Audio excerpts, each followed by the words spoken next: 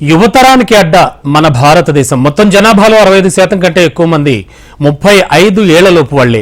సగటు వయసు 29 కంటే తక్కువ ఉన్నందున భారత్ను యువదేశం అని పిలుస్తారు. దేశం అయితే యువతదే కానీ పరిపాలిస్తున్న వాళ్లంతా మాత్రం వయసు మళ్లిన వాళ్లు.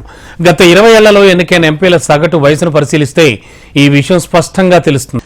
ఏ దేశానికి లేని యువశక్తి ఇండియా సొంతం. ప్రస్తుతం మన దేశ జనాభా 143 కోట్లు. ఇందులో 66% అనగా 80 కోట్ల మంది 35 ఏళ్లలోపు వారే. 2024 అంచనా ప్రకారం మొనాకో దేశ జనాభా సగటు వయస్సు 56 ఏళ్లు.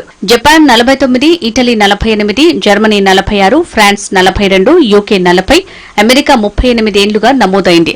ప్రపంచ మానవాళిలో యువత సగటు వయస్సు 31 ఏళ్లుండగా భారత జనాభా సగటు వయస్సు మాత్రం 29 ఏళ్లుండటంతో మన దేశాన్ని యువ భారతం అని పిలుస్తోంది ప్రపంచం. యువశక్తి మన దేశానికి ఉన్న గొప్ప వరం. ప్రపంచంలో మరే దేశంలో లేని మానవ వనరులు భారత్ సొంతం. అలాంటి యువతకు సరైన మార్గదర్శకం చూపితే అన్ని రంగాల్లో దూసుకుపోయే సత్తా ఉంది భారత్కి. అయితే సేవలు, పారిశ్రామిక రంగాల్లో కీలక పాత్ర పోషిస్తున్న యువత రాజకీయంగా మాత్రం కాస్తంత వెనుకబడిందని చెప్పాలి. ఎందుకంటే భారత్కు దిశానిర్దేశం చేసే చట్టాలను రూపొందించే లోక్సభలో యువత ప్రాతినిధ్యం చాలా తక్కువగా ఉన్నట్టు గణాంకాలు తెలియజేస్తున్నాయి. భారత్లో ఇప్పటి వరకు 17 లోక్సభలు పూర్తయ్యాయి. ప్రస్తుతం 18వ లోక్సభకు ఎన్నికలు జరుగుతున్నాయి.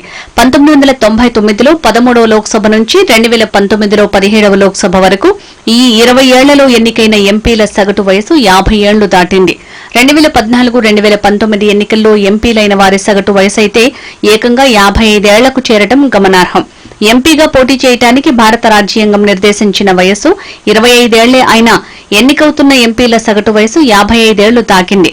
ఎంత ఎక్కువ మంది వయసు మళ్లిన వారు ఎంపీలుగా ఎన్నికవుతున్నారంటే అంత ఎక్కువగా యువత ప్రాతినిధ్యం తగ్గుతోందని అర్థం. 2011 జనాభా లెక్కల ప్రకారం భారతీయ జనాభాలో 25 నుంచి 30 ఏళ్ల వయసున్న వారు దాదాపు 11% మంది ఉన్నారు. కానీ 2019 లోక్సభ ఎన్నికల్లో 25 ఏళ్ల నుంచి 30 ఏళ్ల వయసున్న వారు మొత్తం లోక్సభ సంఖ్యలో కేవలం 1.5% మంది ఎంపీలు కూడా లేరు. అలాగే 25 నుంచి 40 మధ్య వయసున్న వారు 17వ లోక్సభలో కేవలం 12% ప్రాతినిధ్యం వహిస్తున్నారు. యువత రాజకీయాల్లోకి రావాలని, దేశ భవిష్యత్తును ఉన్నతంగా తీర్చిదిద్దటంలో కీలక పాత్ర పోషించారని ఎన్నో నినాదాలు వినిపిస్తాయి. కానీ వాస్తవికంగా మాత్రం చట్టసభల్లో యువతకు సరైన ప్రాతినిధ్యం దక్కటం లేదు. యువ రక్తం రాజకీయాల్లోకి వస్తే ఇంకా మెరుగైన పాలనా విధానాలను ఇంప్లిమెంట్ చేసే అవకాశం ఉంటుంది. పాలనలో వేగం పుంజుకుంటుంది. మారుతున్న ప్రపంచ అవసరాలకు తగ్గట్టుగా మన పాలసీలను రూపొందించుకోవచ్చు. నవతరానికి మెరుగైన ఉపాధి అవకాశాలను కల్పించడంతో పాటు అవినీతిని అరికట్టొచ్చు. అనుభవం కలిగిన రాజకీయ నేతలతో పాటు విభిన్న ఆలోచనలతో తొణికిసలాడే యువతకు చట్టసభల్లో సరైన ప్రాధాన్యత ఉంటేనే పాలనలో సంస్కరణలకు అవకాశం ఉంటుంది.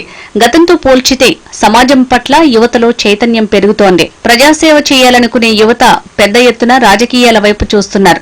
మరి ఈసారి 18వ లోక్సభలో అయినా యువత ప్రాతినిధ్యం మెరుగుపడుతుందేమో